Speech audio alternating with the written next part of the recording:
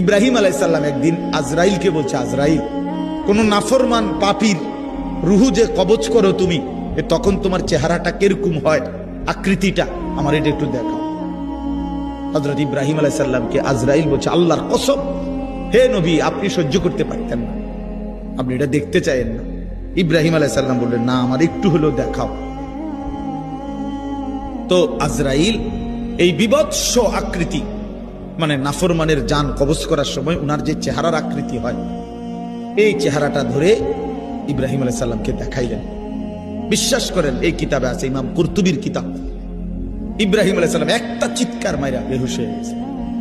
হুঁশ আসার পরে ইব্রাহিম আলাইহিস সালাম বললেন, আল্লাহর কসম, আয় আল্লাহ, মালিক আপনার কসম, কবরের আযাব, জাহান্নামের আযাব কোন নাফরমানের জন্য কিছুই লাগবে না, শুধু আজরাইলের এই ভয়ানক দৃশ্য জান কবজের সময় একবার দেখলেই তার সারা জিন্দেগীর নাফরমানির শাস্তির জন্য এটাই যথেষ্ট।